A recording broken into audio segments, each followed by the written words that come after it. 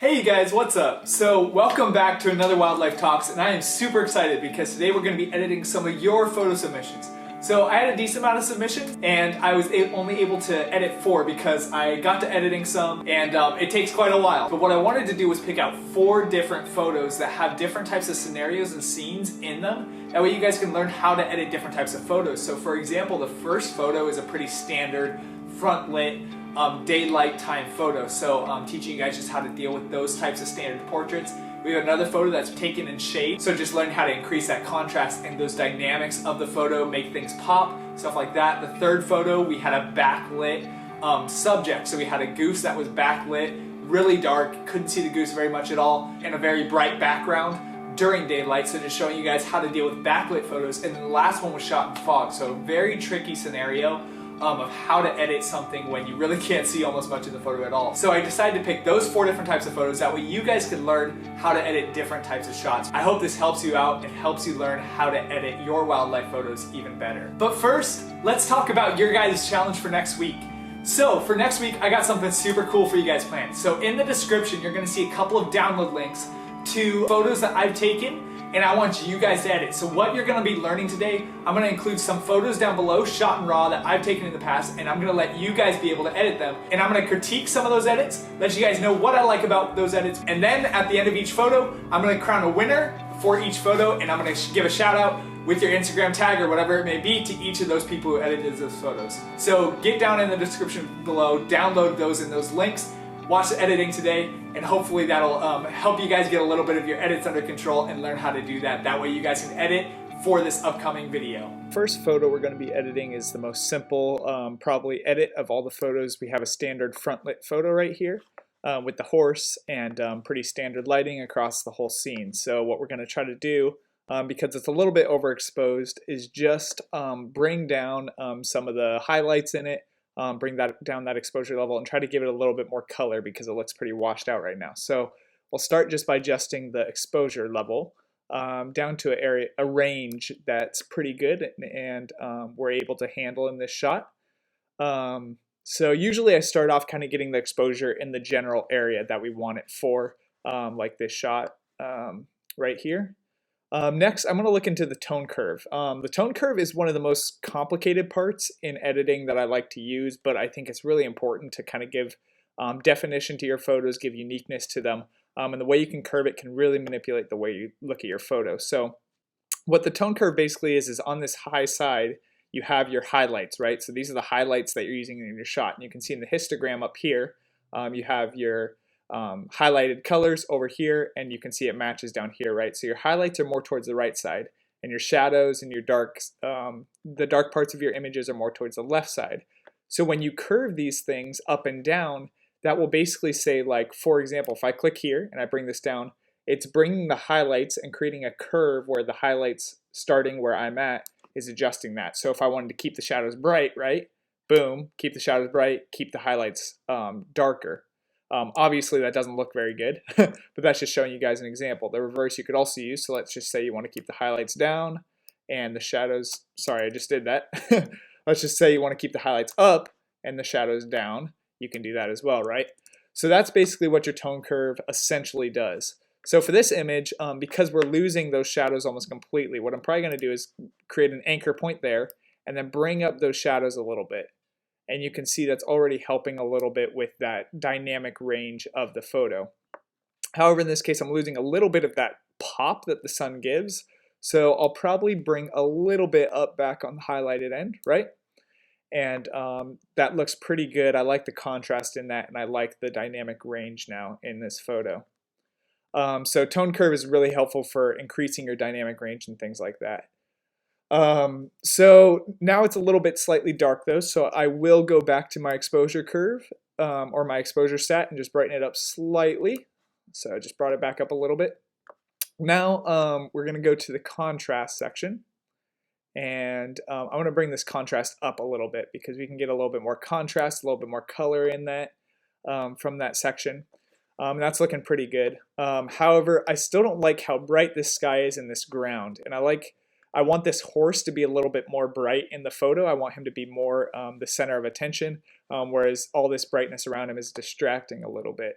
So what I'll probably do in this situation like this is I'll first of all bring the highlights down, and you can see that that's bringing those sky colors down. Probably brought it down a little too much. Let's bring it down to right about there. And it's bringing the sun beating on the ground. It's bringing that down a little bit. And next what I'll do to kind of brighten that horse up a little bit is brighten up the shadows. So I'm going to bring that shadows up. And we got nice bright look on the horse now. However, I lost a little bit too much of those blacks in the photo. In my opinion, I don't like how it brought him up a little bit too much. So what I'll do to kind of give still that contrast and bring that contrast out on the dark end is darken those blacks down. So if you can see up here on the histogram, what they're doing specifically is you have shadows in this section right here. You have blacks down here in this section. Then you go up to this end, you have highlights and you have whites. So you can kind of think of those as which sections you're mostly adjusting. And so for me, with the blacks, I wanted to be able to keep that, you know, falling off sharp. That way it keeps a little bit of that contrast, and dramatically adjust that end without adjusting the shadows end. But I want to bring those shadows up because that's mostly where the horse exists at in this color spectrum, in this histogram up here. So that's my purpose in doing that. So we brought the highlights down, brought the shadows up, brought those blacks back down. And so typically, as you guys have noticed, I go through kind of my exposure and those levels first, along with my tone curve. And then I wind up moving into the coloring of the photo. So in this photo, it's already pretty much shot at the right color temperature and everything, but I might see if we can mess around with it a little bit. So I feel like this photo wants to be a little bit warmer for me. So I'm probably just going to bring it up slightly to right around there. And then let's see if the tint needs to be adjusted. Probably bringing it down slightly. It feels like it's a little bit too much of the sun beating directly on him. Just a point or two, so not very much, hardly at all. But brought it down just a tad. And then if you guys want as well, I probably won't look into that too much in this shot.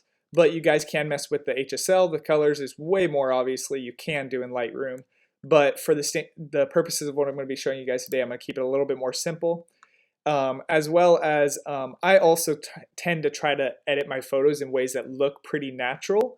Still being creative, obviously, but not manipulating them too much. So with that being said, I typically don't go into the HSL too much. And if I do, I just wind up doing small adjustments, not large dramatic adjustments, because some people, for example, may take the blues and they may throw them to maybe like a way teal color somewhere around there, you know, but I don't like to do that in my photo. I feel like it kind of looks a little cheesy for my taste, or my style, I should say.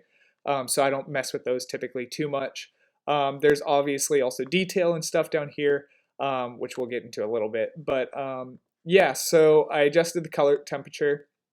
Now let's go back to the vibrance and saturation and see a little bit about that. It's already pretty saturated, so I don't want to bring it up too much. I'll probably bring up the saturation slightly, maybe bring down the vibrance a little bit. Or you know what? Let's reverse that. Let's bring up the vibrance a little bit. That way we get a little bit more color on the horse since it was darker. And the darker parts of the image usually don't have as much saturation. So we're going to bring up that vibrance a little bit like we did, and then bring down the saturation a little bit. That way it doesn't wind up oversaturating a lot of the photo. So we're ending up with a much better image than before. With the details section, we're probably going to leave the sharpening where it's at. Typically, I don't mess with this too much. If you have a really noisy image, you can mess with this noise reduction quite a bit. Or if you, let's say, need a lot of sharpening or a lot less sharpening for some reason, you can mess with it right here. But this photo, as you can see up here, was shot at 1000 ISO. And so we don't really need a lot of noise reduction there. And it's probably doesn't need to be sharpened or less sharpened. So I'm just going to leave this like this. So we wound up with the photo that looked like this at the beginning, right? And now this is what it looks like at the end. So pretty awesome change in there. So this is a pretty standard, like I said, front lit photo. So this would be something that you would run into in a lot of situations, something that's not too unique or too challenging necessarily to edit, pretty straightforward. So that's why I wanted to start out with this photo. So the next photo we're going to move on to is probably my favorite that I got from my submissions. So thank you for this image. This image is, again, a pretty standard image, but it doesn't have a lot of that lighting that was a little bit distracting in the last one with the overexposed light from the front side. So this is pretty more flat image. And so we're just going to learn how to edit this up a little bit, give it a little bit more pop, detail, and color and stuff like that. But on a side note, the person who sent me this image already did a pretty dang great job with it. So I don't really, this isn't like this is going to be a tremendously better edit than what he did, but it will show you guys kind of how I got there. So again, what we'll start off is probably just bringing up the exposure a little bit. Probably want a little bit more light in this photo. And next off, we'll go back to the tone curves, and I'll probably bring up this dark end a little bit. Yeah, probably around there. And then let's see if I want to, yeah, there we go. So what I'm doing here is I brought up some of those lowest end blacks. That way it flattens it out a little bit, keeps those out of too dark of a range.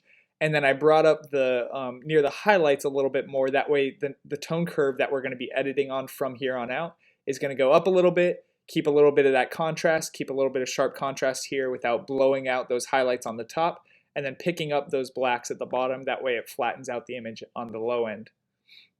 Again, tone curve is really the most complicated part of what I'm showing you guys here, but it's something that kind of I recommend you just kind of mess with a lot, and you learn how to get better at over time.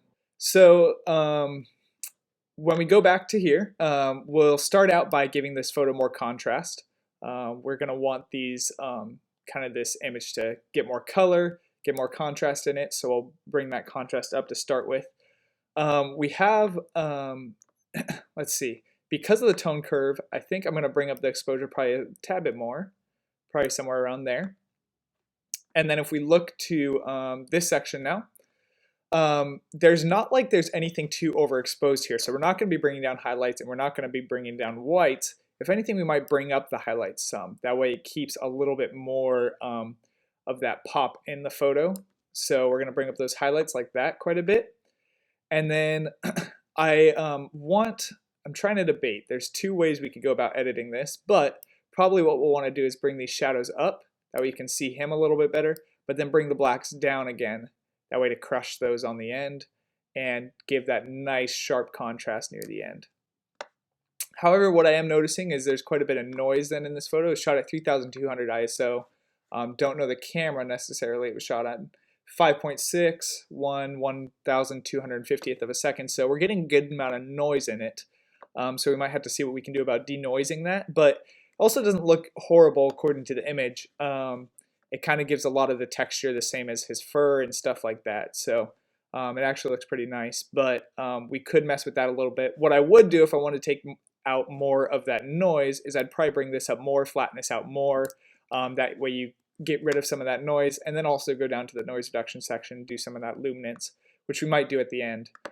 But for now, we're going to work with this. So we got this set up pretty well, pretty much how I like. So what we might do now is we're going to either decide if we want to make this a colder photo or a warmer photo, because it's already shot relatively warm. And I kind of like this, but I also kind of like the way that it looks when it's colder. Especially because these monkeys that I know of live in really cold, frigid areas, and it probably was a very freaking cold day when this guy took this image. Can't vouch for him, but just assuming. So it looks kind of nice when we get near the colder ends. So what we'll do is probably keep this around here. Keeps the image a little bit colder. You get a little bit more of a water and a snow feel, hence the name Snow Monkeys. And so probably keep it somewhere around there. Let's see if we want to mess with this tint. Probably leave it where it's at. It shot a pretty good tint. But yeah, we're left looking with a pretty good image. This image is, like I said, shot pretty well straight out of the camera, so it's not as much that we needed to do with it. Let's look at the vibrance and the saturation a little bit. Can probably, we can either make this a little bit more of a gloomy photo, so that's what you're looking for if you're doing that, or you can give it a little bit more pop, give it a little bit more life. So we'll probably actually bring the saturation up because I'm liking the way that looks. And gives a lot of nice detail in the background, nice color in the background, and then nice color on the monkey and his fur. So we'll probably do something like that. And we wind up with a really nice looking image. So that's probably about all we want to do there. Go down to the noise reduction, maybe add a little bit of that in, maybe throw it up to 10, somewhere around there. Let it load for a second. because this takes a little bit of loading, and that helped keep a little bit of that noise out. But I'm not sure if I actually like that too much. We'll probably do half of what we just did, so we'll enter that at 5, and then let it be from there. So beautiful image. Love the way this image turns out. So the next image I want to go to is a backlit photo. So this is a photo of a Canada goose, and I wanted to show you guys this one because in a lot of situations you might get shots with backlit photos. This is a pretty drastically backlit photo. Like, we got a lot of really heavy light in the background and a very dark bird. So this is a pretty extreme example of that, and typically you would want to try to frame a little bit better than this.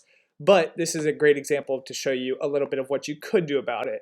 We're not going to be able to totally resurrect this photo or nothing, but we will do our best. And I'll show you guys at least the process and how you kind of would take care of this. And lastly, one other thing to say is that this was shot in JPEG, and it wasn't shot in RAW, the file that I got. So I'm not going to be able to totally bring back these shadows and these blacks. And that's kind of why it's important to shoot in RAW. Is, let's say you have something that was overexposed, like in our horse photo, for example. Or let's say you have something that was underexposed. Raw images really will help you mess with that a lot. That'll help you bring out a lot of those lost details that JPEG images won't let you do. It'll help your dynamic range and stuff like that. So that's why I always encourage shooting in RAW. Beyond that, you're going to get way more accurate, color adjustments and stuff like that. And you're also going to be able to mess with curves without getting banding across skies and stuff like that. A lot of that is details that you guys may or may not know, but I'll definitely try to talk more about that maybe in a future video, because I could talk for days about that right now. So let's just get into editing this photo. So because it was shot in JPEG, we don't see the color temperature or the tint on the right side, but we're just going to have to adjust those according to whatever amount it may be. But let's start off the exposure. I don't really know if I want to adjust that up or down yet, because it's pretty, at a good level right now, but it's really going to depend on how much we can bring this goose out. So what we'll probably do is, biggest, most important thing is that goose is pretty lost at the bottom. I don't know if we're gonna, we can't even get his eye. It's not gonna let us show us his eye. So we lost the eye on this one, but we can at least get some of this area and stuff looking a little bit more up there. So let's bring this whole section just up like that. And then these highlights are really bright, so we're gonna have to pull these down. Probably somewhere like here. We don't want to do it too drastic, because then it's gonna look a little bit too fake. So we probably want to bring it somewhere around here. And then we'll mess with the rest in the up there. Maybe bring up this tab more. Yeah, something like that. So we're pulling, so let's see. So we have this here. And now let's go to the exposure. We can see it probably is going to be a little bit dark, so I'm going to bring this up a tad. So we're right around there. The contrast, we want to keep some of that because we lost a lot in the tone curve, so we're going to increase that contrast maybe slightly to around there. However, we still got a really bright background, so we're going to pull these highlights down. And what this is doing is keeping the light from being too bright in the background, right? And then we're going to pull these shadows up. Oh, there we go. There's the eye. Look at that. We found the eye of the Canada goose. I'm going to pull these up a little bit more even. And now you can see we're getting some quality on him. However, we're getting a good amount of noise as well. But we were able to resurrect some of that, resurrect the eye and stuff like that. So we got the shadows back up. However, we want to keep there still contrast in the shadows. So what I'd like to do for that, like I kind of mentioned before, is pull those blacks back down, because now, there we go, that's looking more natural. Because let me undo that. If we go back and we just pull the shadows up purely, then he's looking really flat in these shadows ends. So when I bring these blacks down by going forward, you're gaining a lot of that contrast in the shadows while still being able to pull up the shadows and be able to resurrect some of this image, right? So got those shadows, got those blacks in a place where we want them. The background's looking pretty good. We could pull down the background more, for example, but then, let's see. Maybe we'll bring it down a little bit more, because if we bring it down too much, like all the way, for example, then we're making it look a little bit too flat. It's looking really colorful. So I'll probably do half of what I just did. So we'll probably go down to maybe around 70 or so. That way we keep a lot of that sun overlit background from being there, but we don't smash it too much. That way it kind of looks a little too flat. With these whites, we might wind up just popping these actually and bringing these up, because what that'll kind of do is kind of give that illusion of that this isn't just something that we just smashed all together and edited in a very flat way. but by bringing up those whites just on the very tip end, then we kind of gain some of that contrast as well. So a lot of times that's a tip I like to use when I adjust shadows to a very big extreme or adjust highlights to a very low extreme. Then I wind up doing the opposite with the whites or blacks to keep that contrast while still being able to either see the highlights or see the shadows. So I'm liking how this is turning out. It's turning out much better. Let's see, the image is shot probably at a pretty good color temperature, but we might want to make it a little bit warmer, not much, but maybe just like bring it up to 2. And then the temperature is pretty good as well. Let's see if we need to mess with that. Probably will bring up that tint quite as well, or quite a bit, sorry about that. We'll probably bring it up maybe to around 7 or so, because it felt a little bit like too green before because of the sun, the direct sun, so we brought it up a little bit more to 7, and that helps a little bit with that. In terms of the color, it already definitely has a lot of saturation on it, so what we might do, because it looks so flat, is vibrance. So to kind of key you guys in on what this is, vibrance tends to adjust all the colors on the screen to a more either saturated level or less saturated level, but pretty evenly, and it kind of keeps the whole color of the photo about the same color, whereas saturation just directly adjusts the color of the photo. So the places that are not colored as saturated, saturation will not increase those as much, whereas the places that are saturated much more, saturation is going to extend that much more. So you guys can see here, for example, these parts that are already very saturated, like those yellow flowers, get even more saturated, whereas the parts that are not as saturated, like his body, the shadows in his body right down here, don't get saturated that much when you adjust saturation up and down. And then vibrance will do a little bit less of that. So it doesn't blow out those yellow flowers quite so much, but rather starts adjusting the body a little bit more. So we might actually go with that. So we'll bring up that vibrance. That way we get more color on the body while bringing down the saturation. That way we don't oversaturate it and make it look a little bit too cheesy or too like cartoony or stuff like that. So this is probably where I would wind up leaving my photo. Leave the details at the bottom where they're at. Don't really need adjusting there. So we have wound up with this photo, and let's look at what it looks like at the beginning. So start here at the beginning, and we definitely can't see the goose very much. Pretty bright background. The colors can use a little bit of work, and then we wind up bringing it to here, and we can see the goose, see the eye, see the body of the goose while not blowing out the backgrounds or nothing like that. Get some pretty nice backgrounds and stuff like that. So that's a little bit on the goose image. The last image we're going to get to is the most difficult image. So this guy sent me an image of a really beautiful deer. I don't know what species of deer this is, but could have been a gorgeous image, right? But it's really hard out of the camera with the raw photo because it's incredibly foggy, and there's a lot of work that needs to be done in this photo. But what's cool about this photo is I encourage you guys, when you take a photo like this with fog or something like that, this stuff can be fixed in editing. So we're going to hop into this photo. This is by far the most challenging of these 4 images I'm showing you guys. So that's why I want to kind of save it for last, so we can build on some of the knowledge we've already learned. This is even going to be a little bit of a challenge for me to tackle. I haven't not edited these beforehand, so I'm going to have to kind of figure out how to do this as we go. But typically, so what we know is that this is very desaturated, right? And doesn't have a lot of contrast in it. It's all kind of flat. It's all blending together. You can even see on the histogram, it just encompasses like not even half the histogram. So let's tackle this photo. So first, probably what I would want to start off with is I know that I'm going to want my contrast way up because we definitely need more contrast in this photo. And let's start with trying to pull these blacks down. That way we can extend some of that contrast. And you can see that's really helping these low ends get a little bit more detail in them. So for now, let's bring it back at -75. We might have to come back to it. And then with the highlights and the whites, let's pull down these highlights.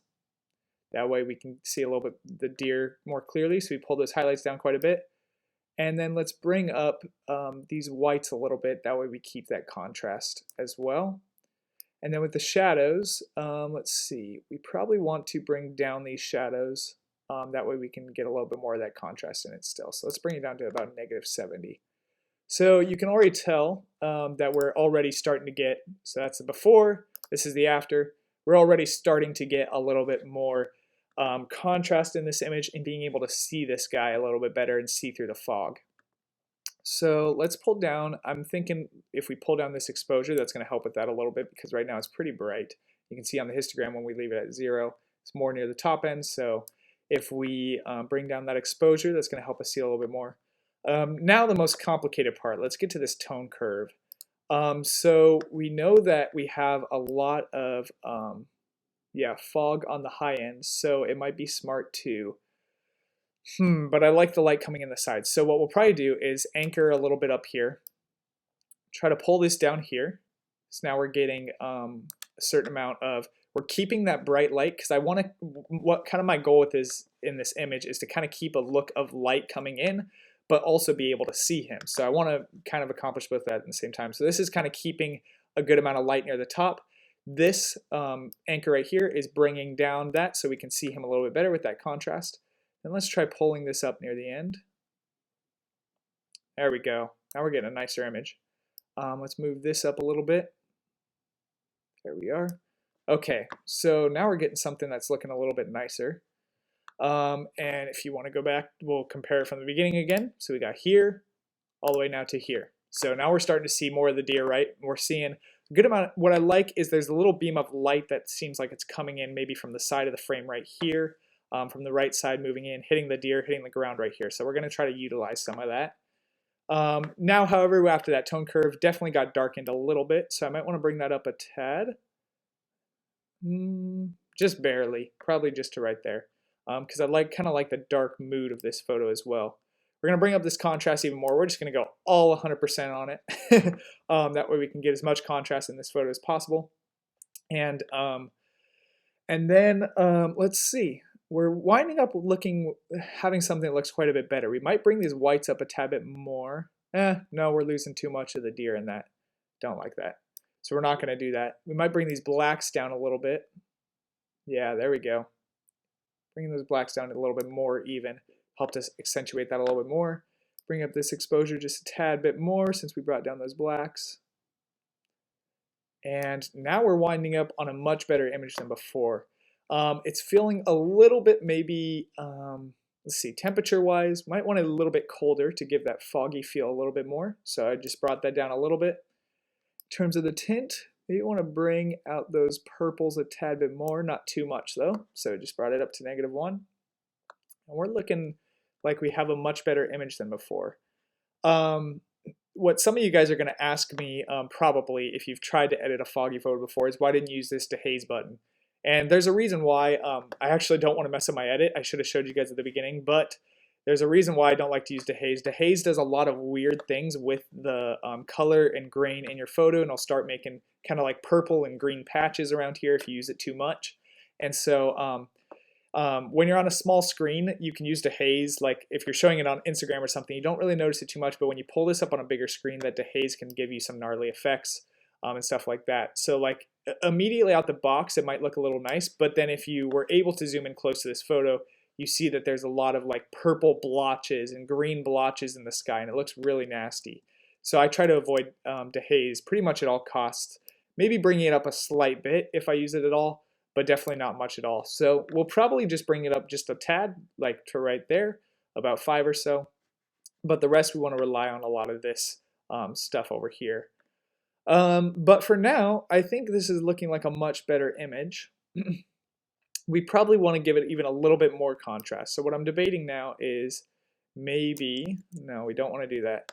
Maybe making this even a little bit more dramatic. So let's try pulling this down a tad bit more.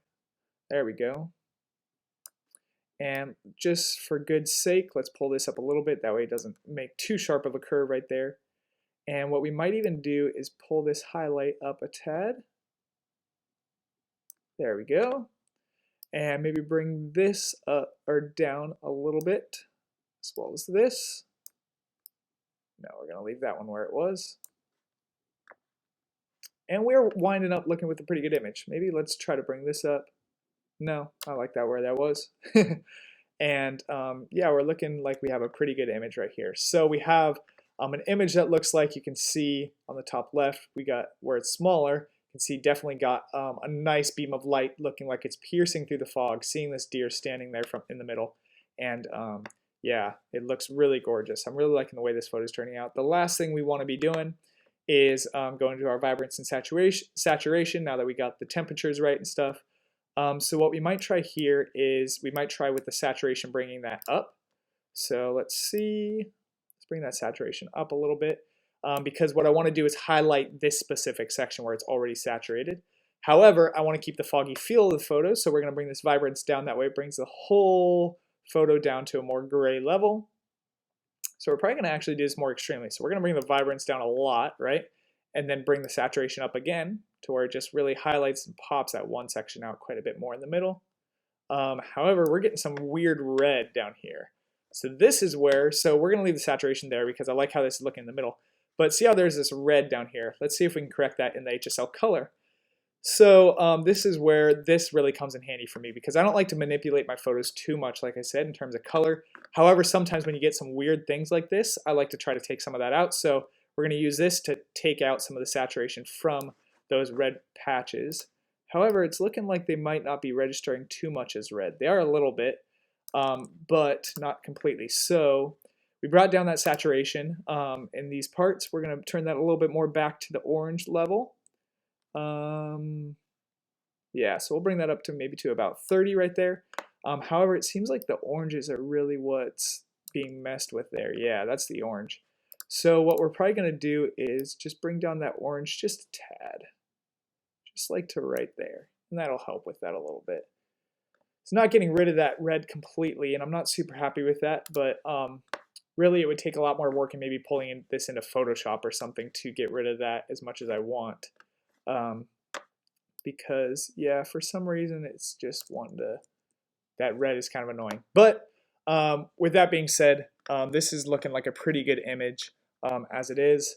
If anything, I might actually, to get rid of that red out of the sides of the photo, I wonder if I can crop this photo to give it a good effect.